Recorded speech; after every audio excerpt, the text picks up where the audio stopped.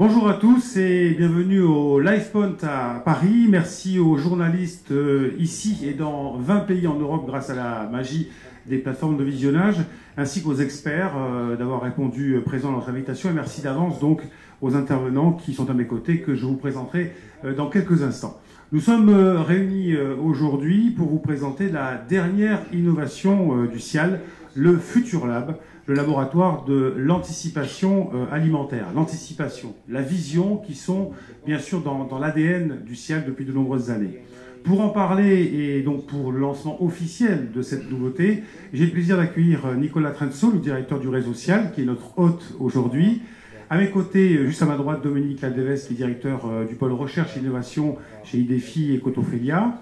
De l'autre côté se trouve Gilles Tristram, directeur général d'AgroParisTech. Et puis à ses côtés, Céline Lenné, directrice d'Alim Avenir. Et puis juste à ma droite, Magali Millet, responsable création interactive chez EasyCom. Bonjour à tous, bienvenue, merci d'avoir répondu présent à notre invitation.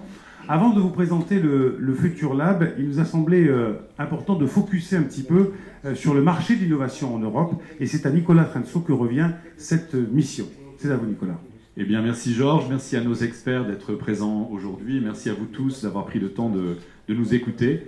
Donc, nous allons parler Futur Lab, inspiration alimentaire, signaux faibles, tendances. Nous allons parler start-up, nous allons parler intelligence artificielle. Donc, c'est beaucoup de grands mots. Ça peut paraître un tout petit peu tarte à la crème. Il y a énormément il n'y a pas beaucoup d'événements qui aujourd'hui vont se passer d'avoir justement un petit peu les quelques start-up et quelques robots pour être à l'avant-garde. Notre challenge aujourd'hui, ça va être vraiment de vous montrer à quel point cette dimension s'inscrit vraiment et de manière durable dans l'univers agroalimentaire de demain. Donc, CIAL s'est toujours fortement inspiré, s'est toujours investi fortement dans le suivi de l'innovation. Depuis longtemps, on a ce laboratoire et ce suivi de l'innovation produit. Et donc, c'est devenu à travers les années un véritable baromètre de l'industrie agroalimentaire. Donc, nous avons imaginé à chaque édition différents scénarios du futur. Mais cette année, nous avons voulu aller un cran plus loin et vraiment définir un espace spécialisé et dédié absolument au futur. Donc je vous rassure, on ne va pas imaginer aujourd'hui ce qu'on va manger sur Mars en 2132. On va bien essayer de se concentrer sur ce qui va se passer dans la décennie à venir. Et donc c'est vraiment notre challenge, ça va être de le mettre en musique à travers CIAL Paris pour porter cette dynamique de l'innovation. Alors cette dynamique, elle est portée par une triple dimension. Elle est bien sûr portée par la demande consommateur, fortement tirée par la démographie, en particulier par les classes moyennes, qui sont absolument avides d'innovation, de diversification alimentaire. On est également porté par une dynamique, par une nouvelle génération d'entrepreneurs.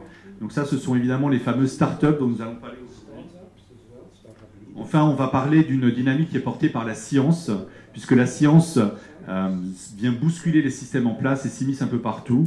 Qu'il s'agisse d'une manière de produire, puisqu'on observe effectivement de plus en plus d'automatisation dans les systèmes de production, qu'il s'agisse d'interagir avec le consommateur, donc par le magasin, le restaurant, mais aussi bien sûr par les applications et par le e-commerce, ou qu'il s'agisse enfin de technologies qui viennent au service du consommateur, qui rentrent dans le quotidien des consommateurs, avec l'arrivée des robots et de l'intelligence artificielle à la maison, pour aider à gérer le quotidien, et bien sûr en particulier la cuisine.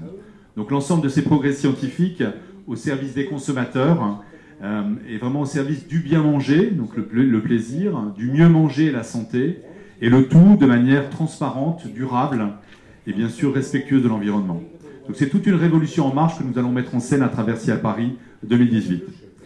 Donc avant de rentrer dans le vif du sujet, quelques points de contexte pour quantifier le phénomène et vérifier qu'il s'agit bien d'une révolution structurelle et pas simplement d'un épiphénomène. Donc la première information importante, c'est vraiment d'avoir en tête que l'innovation, elle est avant tout portée par les entreprises. Donc qu'elles soient grosses boîtes, ETI, PME, TPE, chaque entreprise à sa manière cherche à innover. Et donc c'est plus de 46% des entreprises agroalimentaires européennes qui sont jugées innovantes. Donc c'est le moteur, l'innovation, c'est le moteur de l'industrie, c'est le moteur de la cuisine, du goût, c'est inventer, créer, c'est retourner au fourneau. C'est le moteur de la demande consommateur, toujours avide de nouveaux produits. Et évidemment, c'est le moteur de la distribution et de la restauration qui recherche à travers l'innovation de plus en plus de différenciation et du coup de valorisation. Donc oui, les entreprises agroalimentaires sont innovantes dans leurs process, dans leurs produits et tout simplement dans leur marketing. Donc cette dynamique innovation, elle est avant tout portée par les services R&D et engineering des entreprises. Ce sont près de 45% des projets de développement qui sont complètement internalisés dans les entreprises. Et pour 55%, les entreprises rentrent dans des démarches de coworking, de co-développement pour travailler en partenariat avec leurs fournisseurs d'ingrédients, de soft, d'équipements ou encore des universités évidemment. Donc à noter également que dans 60% des projets de développement, une dimension environnementale est intégrée, ce qui veut dire que ces innovations sont non seulement bonnes pour le consommateur, mais aussi meilleures pour la planète. Donc je disais en préambule que la révolution est en marche et on observe un double phénomène. Donc l'explosion évidemment des startups, donc ces micro-entreprises qui sont extrêmement innovantes et rupturistes par rapport au système en place et qui sortent des sentiers battus pour oser apporter des véritables solutions innovantes. Mais c'est aussi un deuxième phénomène, c'est évidemment les grosses boîtes, souvent leaders sur leur marché et pourtant moins agiles, qui voient dans l'absorption des startups une manière d'accélérer leur innovation. Et donc ces grosses boîtes, elles achètent non seulement des nouvelles technologies, mais elles achètent aussi un esprit entrepreneurial qui leur manque souvent. Donc le challenge de ces grosses entreprises est d'intégrer ces startups et de faire irradier cet esprit entrepreneurial dans leur entreprise. Et donc ça, c'est une émulation qui est souvent très efficace. Donc quelques chiffres juste pour mesurer l'ampleur du phénomène de ces startups. C'est 8 à 9 milliards d'investissements au niveau de la foodtech mondiale chaque année. Ce sont des levées de fonds en Europe de l'ordre de 1,2 à 1,4 milliard d'euros par an, mis à part un léger trou d'air qu'on peut observer sur 2016 sur le chart.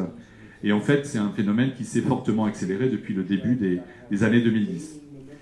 Donc si on veut maintenant s'arrêter quelques instants sur l'exemple français, qui va accueillir du coup le CIAL Paris au mois d'octobre, on peut retenir quelques chiffres. Ce sont près de 500 startups enregistrées dans la foodtech française. C'est près d'une création d'entreprise tous les 3 jours, donc c'est un rythme absolument effréné. Et ce sont des innovations qui se concentrent principalement dans 3 secteurs. Le premier est pour 40% dans la distribution et la livraison. Donc ce sont tous ces systèmes, notamment de livraison à domicile dont on parle beaucoup. Pour 27%, on est dans le food service, donc dans la restauration. Et enfin, pour 21%, dans les équipements. Donc enfin, on peut noter qu'en 2017, en France, on a près d'une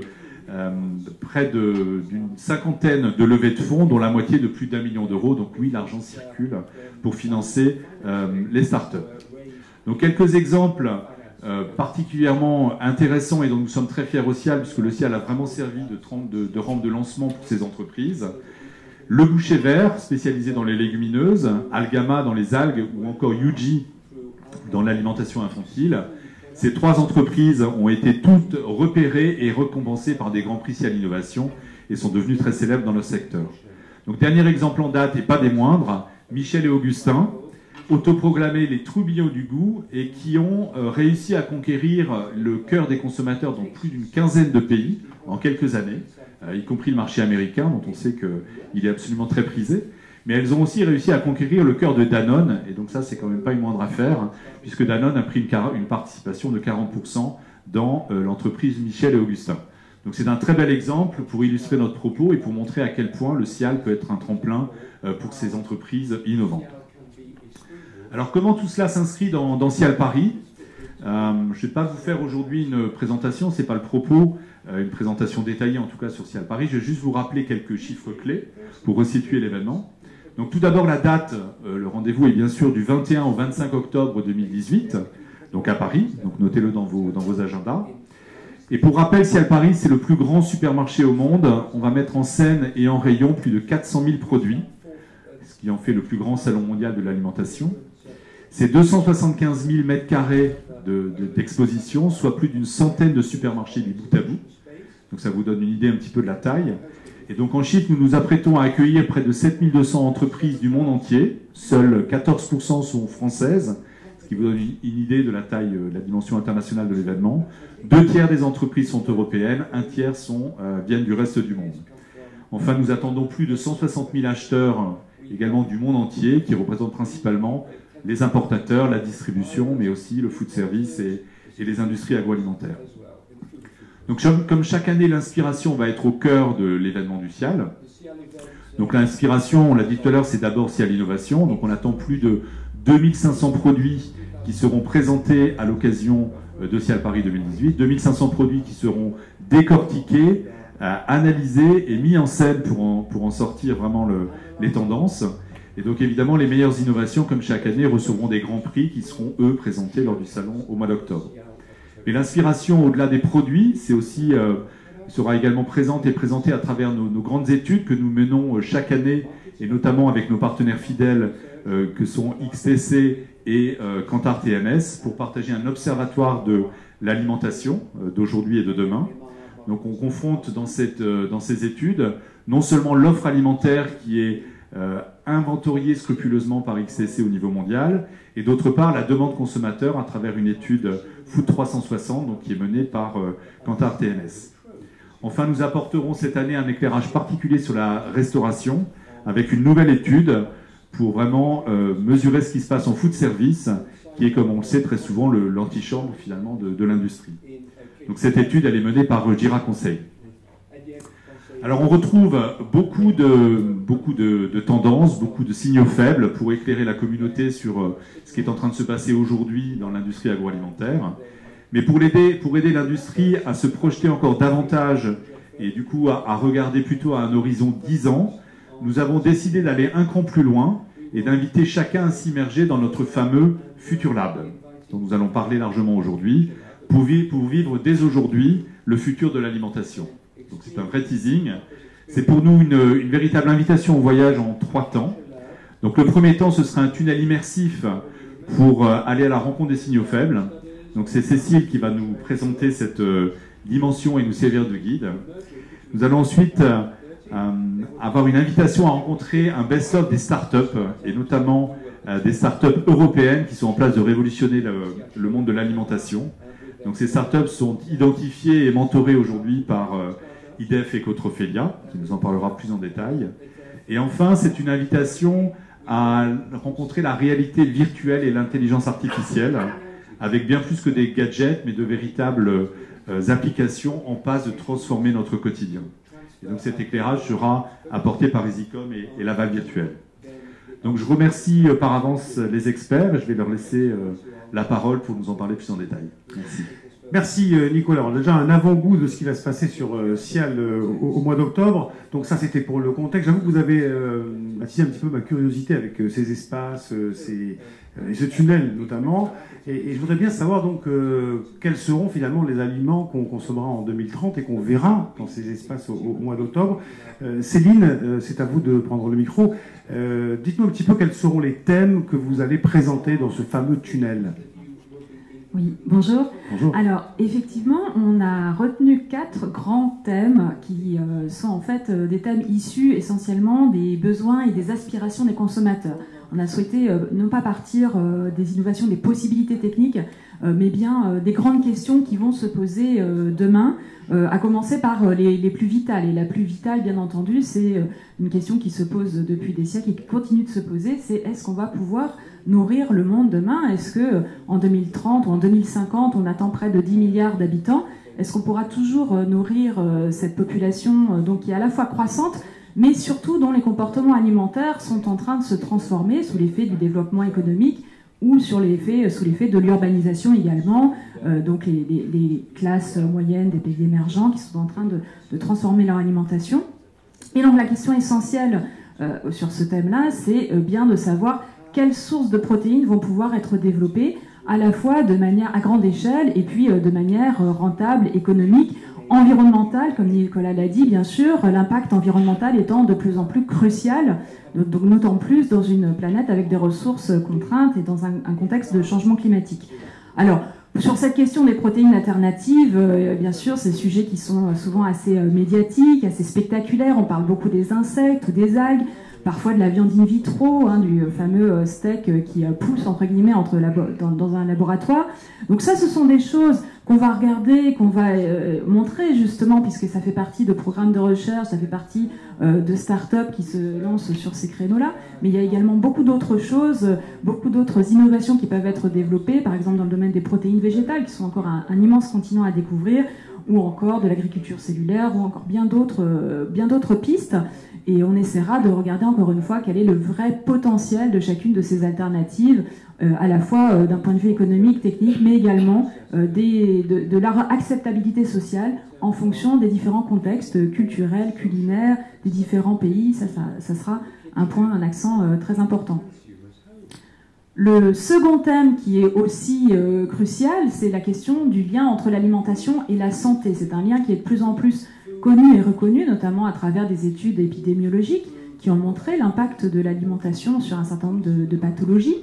Et par conséquent, on a déjà aujourd'hui un certain nombre d'aliments santé ou alicaments qui vont essayer de prévenir, voire de guérir certaines maladies. Mais demain, on va aller aussi, encore une fois, un cran plus loin grâce au progrès de la recherche scientifique aujourd'hui. Cette recherche, notamment sur deux grands thèmes qui sont la connaissance du microbiote intestinal, comme vous le savez, on appelle ça maintenant le deuxième cerveau, et qui a une importance considérable sur un certain nombre de fonctions vitales de l'organisme.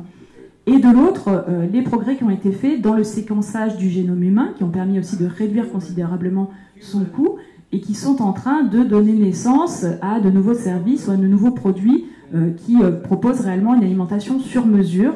Donc dans les deux cas, qui visent en fait à concevoir, alors à la fois d'avoir un coaching nutritionnel qui soit tout à fait adapté à un individu, et dans un second temps, on n'y est pas encore, mais on y sera peut-être demain, d'avoir des aliments qui soient vraiment conçus pour les besoins particuliers d'un individu, pour combler ses carences éventuelles ou pour répondre à des particularités qu'il aurait donc, de son organisme. Donc là aussi, ce sont encore des choses qui sont au domaine de la recherche et surtout qui posent un certain nombre de questions, qui peuvent être des questions éthiques, qui peuvent être aussi des questions d'inégalité sociale, de l'accès à ces futurs produits éventuellement personnalisés sur mesure, des questions qui vont être liées aussi à la prévention, à l'assurance. Donc on essaiera d'aborder cela aussi sous cet angle. Le troisième thème s'intéresse peut-être moins aux produits alimentaires eux-mêmes qu'à la façon dont ils vont être cuisinés, préparés. Et il part là aussi d'une aspiration qui est très forte des consommateurs, mais en fait dans tous les pays, qui est une double aspiration en fait, à la fois d'avoir des produits qui soient plus simples, naturels, d'avoir une alimentation plus équilibrée, parce que comme je le disais, on connaît de plus en plus les impacts négatifs que peut avoir une mauvaise alimentation sur la santé. Donc on est conscient de ça, on a envie de manger mieux, de se préparer à manger des bons petits plats, et en même temps, deuxième aspiration, on ne voudrait pas y passer trop de temps, du moins en semaine, même si en France, comme ça a été rappelé récemment, on est encore record mondial du temps consacré à l'alimentation, avec 2h11 par jour, mais cela étant, le temps de préparation des repas au jour le jour, disons en semaine, n'augmente pas, même s'il peut augmenter un petit peu le week-end. Donc on cherche à avoir un fait maison qui soit donc plus facile à réaliser, et on a déjà aussi un certain nombre d'appareils électroménagers qui facilitent la chose. Ces appareils électroménagers sont de plus en plus connectés, vont nous aider à réaliser des recettes pas à pas, par exemple. Et ce qui va se passer si on tire un petit peu encore le fil dans une dizaine d'années, c'est que ces appareils vont de plus en plus communiquer entre eux et créer un véritable écosystème ou encore un Internet des objets pour, encore une fois, faciliter le travail. Peut-être pas faire tout comme les robots. Il y a aussi des robots qui se développent, notamment dans la restauration. Ça sera une piste, une option, des robots qui vont tout réaliser eux-mêmes, où on pourra tout sous-traiter si on le souhaite, mais également d'autres systèmes qui vont plutôt nous assister. Et avec cela s'ajoute l'arrivée de l'intelligence artificielle et des véritables assistants, donc que ce soit coach nutritionnel ou assistant culinaire, où ils vont faire certainement les deux, et qui vont être même capables de peut-être anticiper nos besoins, nos goûts, encore une fois en fonction de nos préférences alimentaires, mais en fonction aussi de nos besoins particuliers, si on est allergique ou si on a une pathologie particulière comme le diabète ou autre, pour donc anticiper nos besoins, planifier les repas. Peut-être tout cela va communiquer ensemble pour demain carrément commander les courses et donc les préparer le mieux possible. Donc là, beaucoup d'innovations à attendre, encore une fois, à savoir si le consommateur acceptera toutes ces innovations et aussi quel prix il est prêt à payer pour cela. Et enfin, le quatrième thème est un thème transversal, à la fois transversal aux consommateurs, mais également au système alimentaire dans son ensemble, puisqu'il va concerner à la fois la production, la transformation, la distribution, également la restauration et bien entendu la logistique. C'est cette aspiration, cette demande très forte de transparence et de traçabilité qui est issue bien sûr de certaines crises sanitaires, alimentaires qu'on a pu connaître dans plusieurs pays, mais qui plus globalement est une attente très forte aujourd'hui du consommateur de savoir d'où vient son produit, comment il a été fait, quel type d'ingrédients il contient, est-ce qu'il contient justement des allergènes ou pas, quelles sont éventuellement les conditions de travail des personnes qui l'ont fabriqué. Et cela, c'est rendu possible par un certain nombre d'outils qui commencent aussi à se développer. On a vu les codes QR par exemple, et demain de plus en plus sera utilisée certainement la blockchain pour ces usages-là, et donc avec la possibilité de donner aux consommateurs l'accès à ces informations qui pour le moment étaient un peu encore dans la boîte noire, la fameuse boîte noire de l'industrie agroalimentaire qu'on lui reproche d'ailleurs. Donc là aussi des nouveaux outils qui arrivent. On va avoir la blockchain, je l'ai dit, mais on a aussi la réalité augmentée ou la réalité virtuelle qui encore une fois permettent d'aller voir comment a poussé le blé, comment est élevé le poulet, et ce sont des outils que les industriels mettent de plus en plus à disposition pour un peu faire cette transparence. Donc pour conclure, sur l'ensemble de ces 4 thèmes et sur ce tunnel immersif, ce qu'on voudrait, c'est vraiment permettre aux visiteurs de se projeter dans une sorte de vie quotidienne de 2030, qu'ils puissent vraiment s'imaginer ce que ça sera et en même temps lui apporter des informations sur toutes ces recherches en cours, sur ces innovations, lui apporter aussi du recul pour dire qu'on ne tombe pas dans les 2 excès de la science-fiction ou en tout cas des projections dans l'avenir qu'on a vues depuis longtemps. Depuis longtemps, on s'intéresse à la façon dont on va manger demain. Et souvent, il y a 2 écueils en fait à éviter. C'est celui de la technophilie, de se dire toutes ces innovations, elles vont forcément arriver, elles vont forcément être adoptées, elles vont forcément se diffuser. Alors que bien sûr, quand on regarde dans le passé, on voit que ça n'a pas été forcément le cas, ou en tout cas pas sous la forme qu'on avait prévue.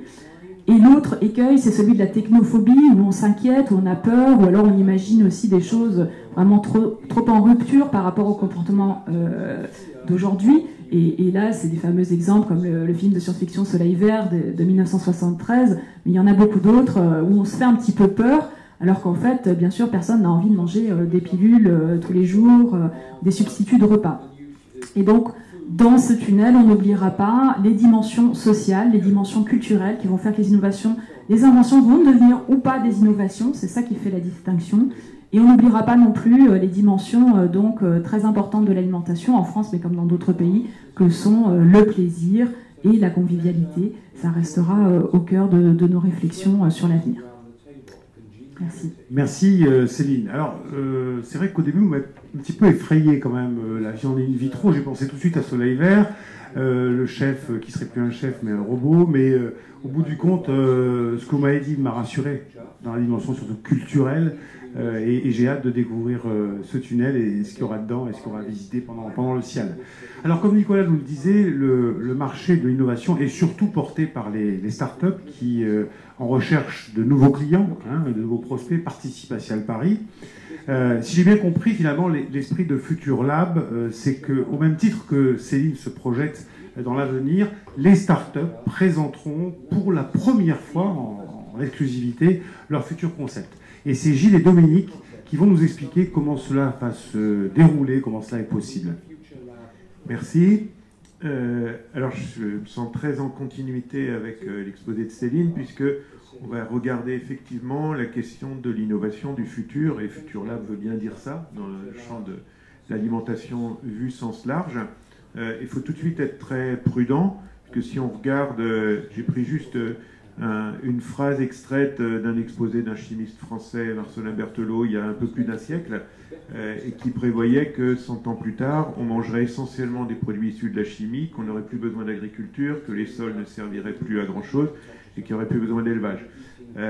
Donc on se rend compte qu'on n'a pas tout à fait réalisé ça. Je ne suis pas sûr que ce soit une ambition et un enjeu de le réaliser, mais en tout cas, il y a une vraie question qui s'est posée tout le temps dans l'histoire de l'humanité, c'est de s'interroger sur l'alimentation et ce qu'allait devenir l'alimentation et comment elle s'interfaçait aussi aux évolutions, au progrès de la société. Et donc Futur Lab veut regarder ça. Alors comme ça vient d'être dit, on est juste avant la start-up installée en tant qu'entreprise. On est du projet, de l'idée, jusqu'à cette émergence de ce que va être une future start-up qui aura une activité et qui, dans l'édition suivante du CIAL, se retrouvera peut-être parmi les exposants avec des produits, une activité économique.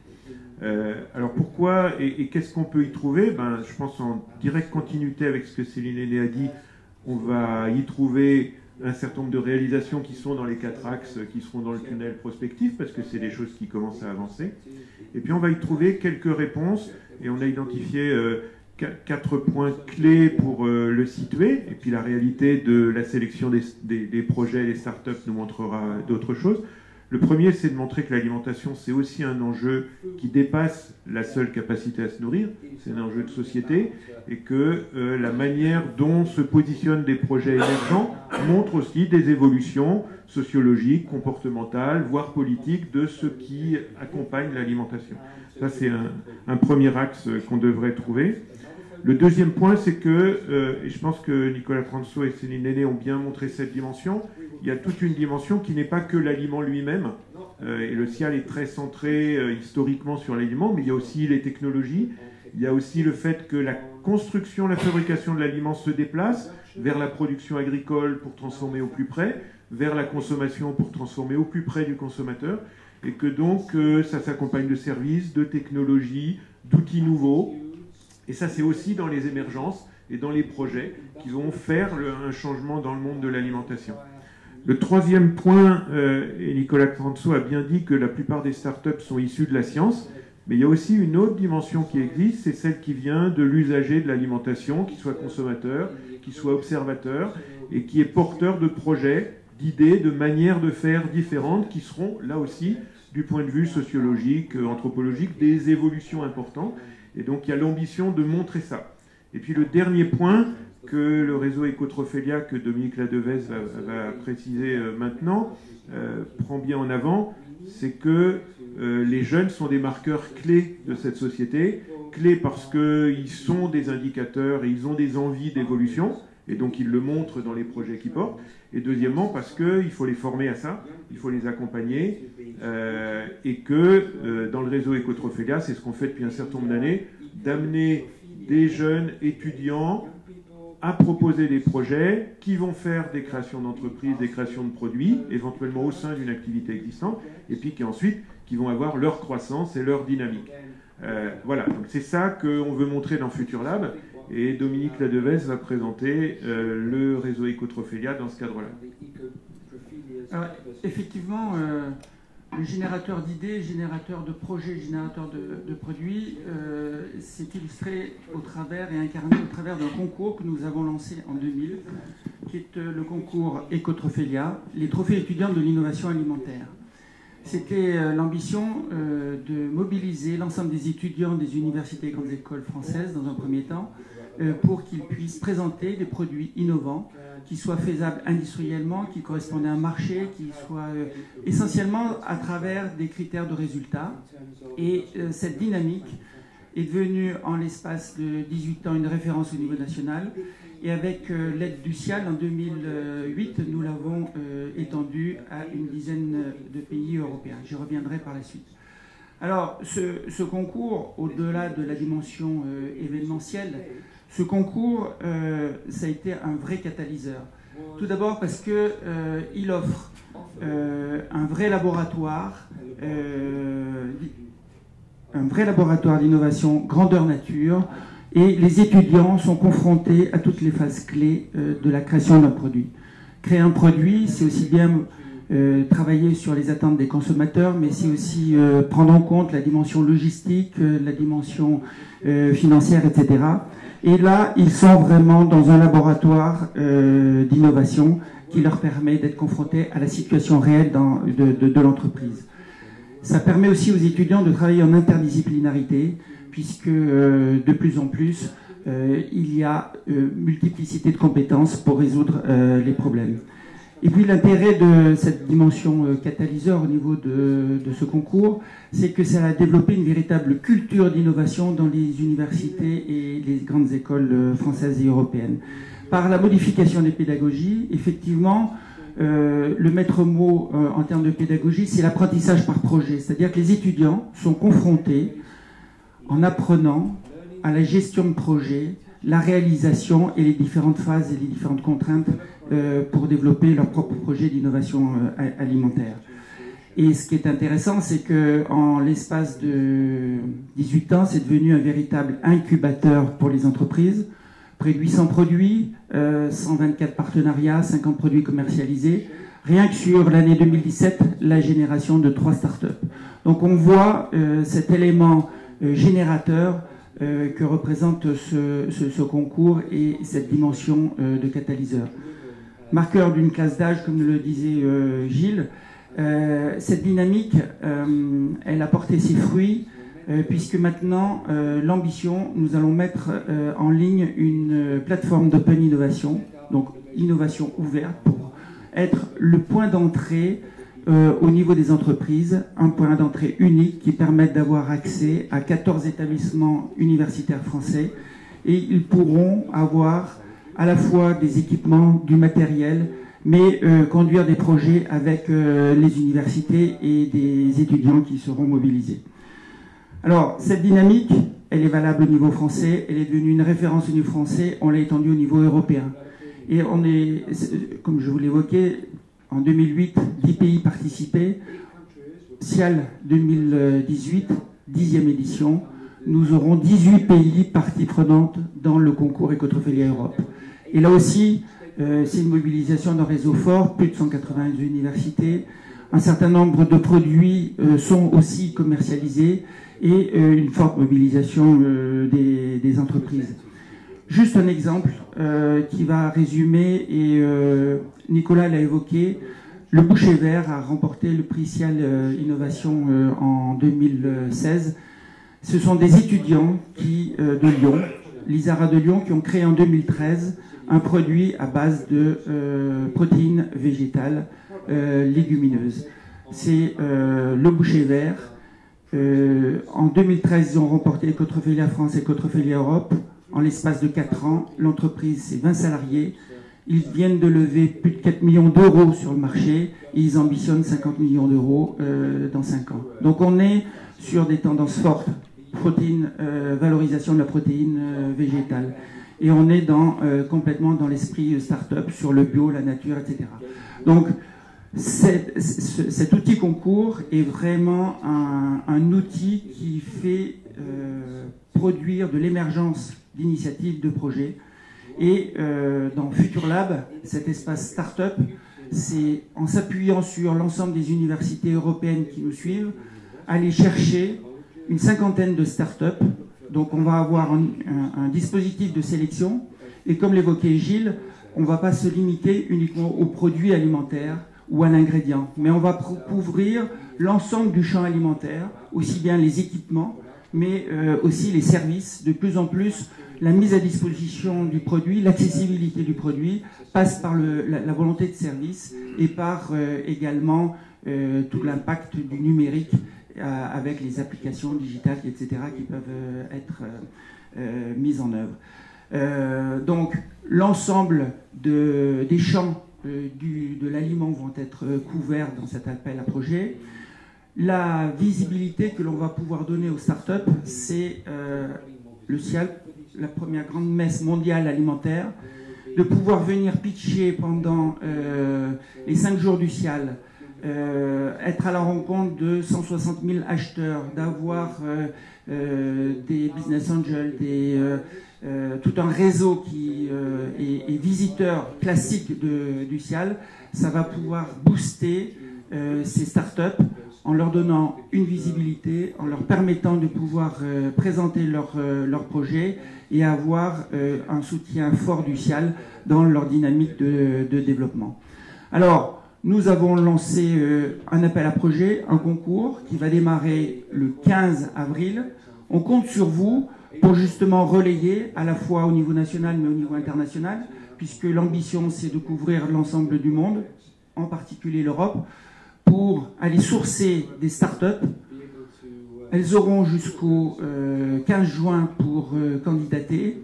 Ensuite, nous avons réuni un jury international à Avignon dans le cadre du concours France pour permettre la sélection et la shortlist des 50 startups qui seront retenues pour la présentation lors du CIAL le 21 au 25 octobre. Et le 3 juillet, vous aurez la liste des startups et des projets qui ont été sélectionnés. Donc on est vraiment dans une dynamique forte, une dynamique internationale. On compte sur vous pour la mobilisation des réseaux. Cette idée d'aller vers l'émergence des projets, chaque université a développé un incubateur, a développé ou travaille en partenariat avec un cluster, un pôle, etc. Et donc on va avoir à l'instant T une vision précise de ce que notre alimentation sera pour les 10 prochaines années. Voilà. Merci beaucoup. Alors, comme Dominique, vous le disiez, mesdames et messieurs les journalistes qui nous regardaient, soit ici, soit sur YouTube, un petit peu partout en Europe, pardon, vous l'aurez compris, votre soutien est important pour relayer cet appel à candidature, et donc les articles que vous allez écrire ou les reportages que vous pourrez réaliser sont autant d'échos à ce que CIAL met en place en 2018. On va revenir quelques instants vers le digital et les nouvelles technologies parce que c'est quand même toujours très passionnant. Et je voudrais qu'on revienne sur la notion de réalité virtuelle du Futur Lab. Magali, est-ce que vous pouvez nous en dire plus et détailler un petit peu l'aspect, comme je le disais, très futuriste mais très digital aussi de cette innovation?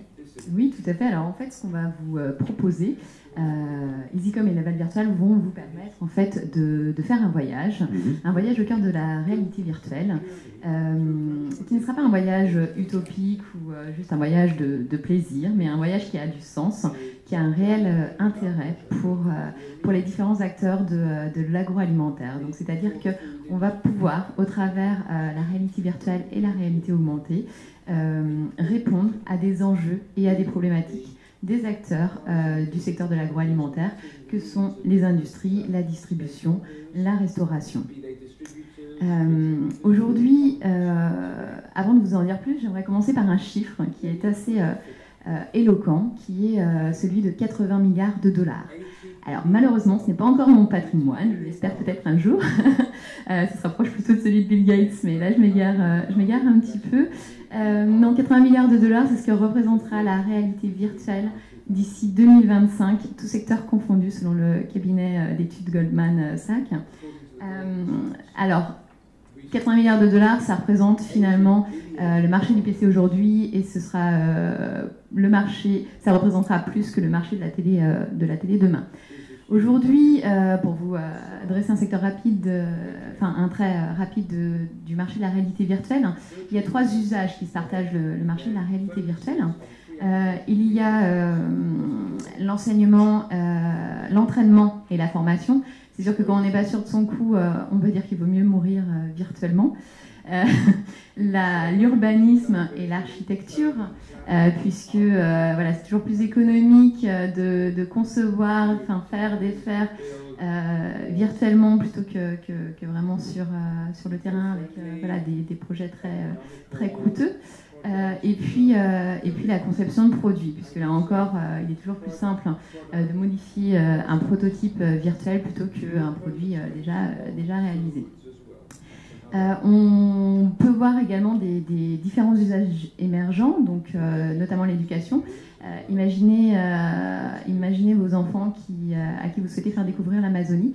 C'est vrai que la mémorisation sera toujours plus forte si vous les immergiez directement dans la forêt amazonienne, plutôt que si vous leur montrez de simples images où ils auraient un petit peu du mal à se projeter.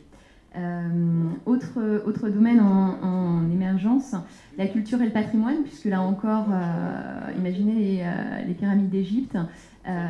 Voilà, toujours plus simple de les visualiser à l'époque en virtuel plutôt que malheureusement ce qu'elles sont aujourd'hui. 3e usage émergent, donc l'entertainment, puisque là encore, toujours plus économique pour un parc d'attractions de modifier son parc virtuel tous les ans plutôt que de changer des mètres carrés qui vont mettre 20 ans voire même peut-être plus, à être rentabilisés.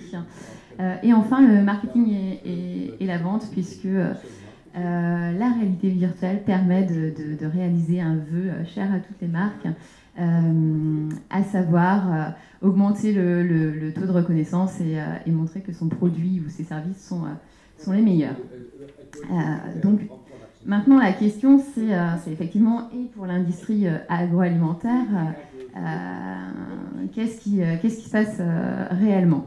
Alors, finalement, on a un peu la réponse dans la question, c'est-à-dire qu'une innovation, si elle est juste distrayante, va très rapidement mourir, donc il faut qu'elle ait une utilité.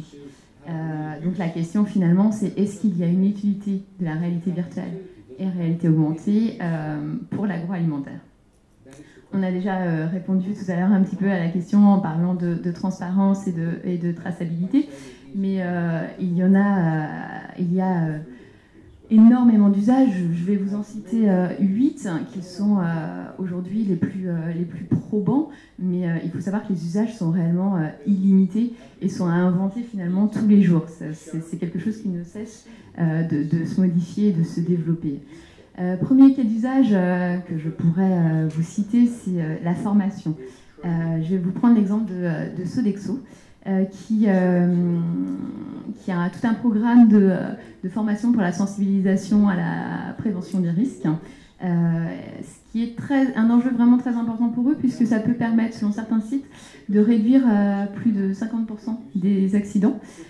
Et donc, ils ont entamé un programme en mai 2017 avec leur manager autour de 4 ateliers, dont un était en réalité virtuelle. C'était des ateliers de sensibilisation et d'expérimentation. Et finalement, on s'aperçoit que celui qui était réalisé en réalité virtuelle a permis un taux de mémorisation de 80%, alors que sur un support plus traditionnel, on est à 40%. Donc ça représente le double. Donc on voit vraiment l'efficacité d'un tel dispositif. Autre cas d'usage, l'optimisation de la production alimentaire. Là, je peux par exemple vous prendre le cas de Gebo Cermex, qui est l'un des leaders dans la fourniture d'équipements de service de conditionnement pour les produits liquides et alimentaires. Et bien en fait, pendant que la machine de production est en train de se développer en réel, il y a une machine virtuelle qui permet d'anticiper tout cela et du coup d'anticiper tous les points de friction. Voilà, c'est un exemple comme un autre, mais en tout cas, c'est vrai que ça montre qu'à toutes les étapes de la chaîne, de la conception finalement à la mise en vente, la réalité virtuelle et augmentée peut avoir sa place. Autre cas d'usage très, très probant et très efficace également, c'est comment on peut faciliter et développer les ventes à travers la réalité augmentée, réalité virtuelle. On peut imaginer par exemple visualiser son merchandising en réalité virtuelle et le comparer à l'existant pour pouvoir voir si finalement l'efficacité de tel produit mis à cet endroit est plus importante qu'à tel autre. Et puis je peux vous citer l'exemple très parlant de Migros qui a créé une application avec une fonctionnalité qui s'appelle Discover, qui permet, en fait, vous êtes dans le magasin, enfin Migros, pour ceux qui ne connaissent pas, c'est le leader de la distribution suisse. Donc vous êtes en magasin ou même chez vous, vous avez un paquet de riz, vous allez scanner le packaging du produit et là vous allez avoir la possibilité de consulter des centaines et des centaines de recettes. Puis vous pouvez aussi voir les avis des consommateurs sur ce riz ou sur ces recettes et aller même jusqu'à savoir le nombre de calories, si jamais vous êtes au régime, que peut représenter ce riz. Bien entendu, Migros a développé cette application dans l'idée de développer les ventes, mais on voit tout de suite que ça apporte un réel service, c'est une réelle utilité pour le consommateur dans son quotidien. Et du coup, forcément, il fidélise ses clients. Autre exemple que nous pouvons prendre, c'est la conception de produits et de packaging. Chocapic, par exemple, a été l'un des précurseurs en 2009 en proposant de faire de son packaging un jeu un jeu vidéo avec Arthur et les Minimoys. Mais si on parle conception de produits à proprement parler, on peut citer le cas d'Aven qui, grâce à une application, permet de scanner les bouteilles de vin et d'insuffler à l'aérateur connecté la bonne quantité d'air pour que le vin respire. Donc là, on est vraiment dans l'innovation produit, l'innovation technologique. 5e cas d'usage, bien entendu, c'est l'attachement à la marque, puisque finalement, en plus du plaisir du goût, quand vous allez avoir un produit que vous allez consommer, vous allez pouvoir y ajouter des différentes saveurs, saveurs olfactives, du son, enfin différents sens vont être ajoutés au goût et ça va forcément différer le goût. C'est la marque le brasseur écossais de bière qui a fait cette expérience avec 2 de ses bières où on pouvait en réalité virtuelle, en même temps qu'on consommait la bière, visualiser des paysages écossais, bien entendu, des paysages très différents selon la typologie de bière. Et c'est vrai que ceux qui ont fait cette expérience ont trouvé que le goût de la bière était très différent. Et finalement, on va faire cette expérience une fois, mais à chaque fois qu'on va reboire cette bière, on va garder en mémoire cette expérience. Et du coup, on se différenciera vraiment des concurrents au moment de savourer cette bière. On fait ici appel finalement aux émotions. Alors dans des cas plus importants, on peut aussi faire appel à des sensations fortes où là, le souvenir est décuplé. Dans le même ordre d'idées, finalement, on va augmenter le taux de transformation, les ventes, via l'expérimentation. Donc là, je peux vous citer un exemple qu'a fait Boursin. Donc là, c'était au Royaume-Uni, dans les centres commerciaux, et même lors d'événements dédiés au goût, où ça s'appelait le Boursin Sensorium. C'est-à-dire que vous étiez en train de déguster le boursin et vous voyagez à travers un frigo. Alors, étrange expérience, mais en tout cas, l'idée, c'était de faire des recettes à partir du boursin, d'avoir le siège était en mouvement. Il y avait également du son, il y avait de l'odorat qui était associé à tout ça. Et finalement, l'objectif, en fait, c'était d'attirer une nouvelle génération, donc une nouvelle cible. Et c'est là encore le résultat est frappant, puisque sur le marché britannique, Boursin a eu plus de 50% de reconnaissance sur ce marché. L'un des derniers usages dont je vais vous parler, mais encore une fois, vous l'avez compris, ce n'est pas du tout exhaustif, c'est comment on va pouvoir créer du trafic en point de vente ou sur les salons. Donc là, justement, je vais pouvoir vous donner un exemple qui avait eu lieu au CIAL 2016, puisque c'était l'usine Traumad, donc marque de Locmaria, qui avait permis de découvrir son usine. Donc l'usine de Pont-Aven, l'usine de biscuiterie, à travers un casque de réalité virtuelle où on pouvait du coup découvrir l'ensemble de la chaîne de fabrication de ce biscuit. Coca-Cola a également fait la même chose, mais avec un objectif différent qui lui était plus d'intégrer et de recruter de nouveaux collaborateurs, donc les faire découvrir l'usine Coca-Cola à partir de cette visite virtuelle. Et enfin, dernier usage dont je vais vous parler aujourd'hui, mais qui n'est pas des moindres, c'est comment on peut développer la notoriété d'une marque grâce à la réalité virtuelle, réalité augmentée. Donc c'est un marché aujourd'hui effectivement qui reste innovant et qui fait parler de lui, donc qui crée le buzz. Mais l'idée, c'est soit de créer son propre événement, ou en tout cas de profiter des événements existants importants. Je peux vous citer par exemple le cas de Pepsi qui, lors du Super Bowl américain 2018, a permis de voyager à travers la DeLorean de Retour vers le futur, vers les différentes affiches de Pepsi et les différentes grandes dates qui ont marqué l'histoire de Pepsi. On parle souvent de storytelling en marketing et vente. Là on est sur du storytelling, mais du storytelling vraiment pédagogique où finalement, à travers cette expérience, on va vraiment se souvenir de quelque chose. Donc voilà, vous l'aurez compris, mon message aujourd'hui, c'est vraiment de vous prouver que la réalité virtuelle et la réalité augmentée, qu'on appelle aussi les technologies immersives, ne sont pas du tout un gadget ou une réalité utilité, pardon.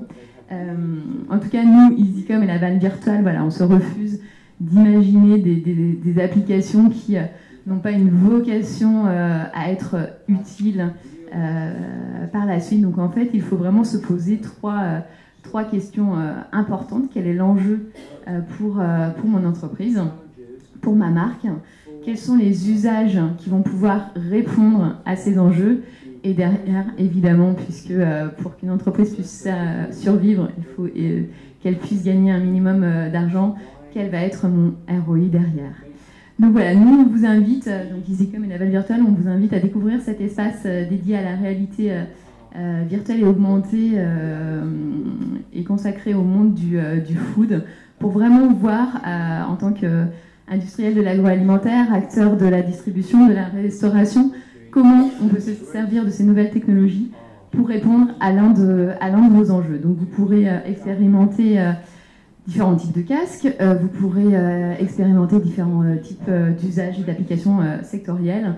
Et puis si vous le souhaitez, on pourra commencer à réfléchir ensemble à vos problématiques et du coup aux solutions qu'on peut apporter.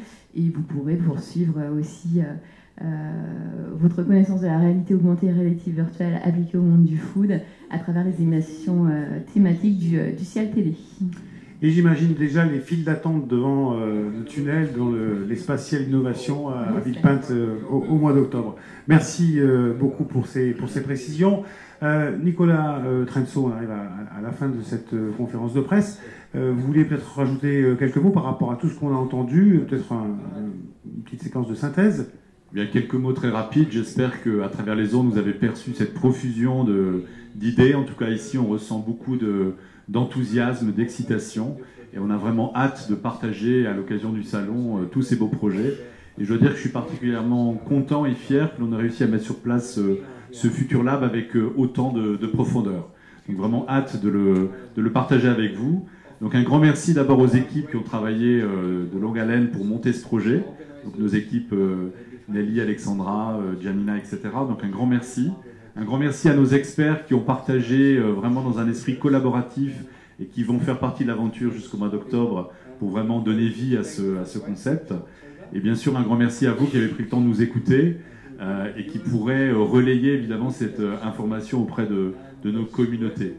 Donc Ciel Paris 2018 sera plus que jamais le lieu de l'inspiration, de l'innovation, produit, mais aussi de l'inspiration en général. Donc venez nombreux et on sera ravis de partager cette passion pour l'alimentation avec vous. Donc, merci à tous. Alors, est-ce qu'il y a des questions parmi vous pour des précisions que vous souhaiteriez voir apporter? Ou est-ce que tout a été dit? Est-ce qu'on a aussi des questions qui nous viennent depuis YouTube? Non, ben, on a dû être suffisamment exhaustif et complet. Hein? Donc voilà, on va conclure. En vous remerciant d'avoir assisté à cette conférence ici à Paris et puis bien sûr en live streaming sur YouTube. Rendez-vous en juillet pour la liste des startups innovantes en plein cœur de l'été. Et puis bien sûr du 21 au 25 octobre à Ciel Paris, à Paris Nord Villepinte. Voilà. Merci à tous, bonne continuation et bonne journée.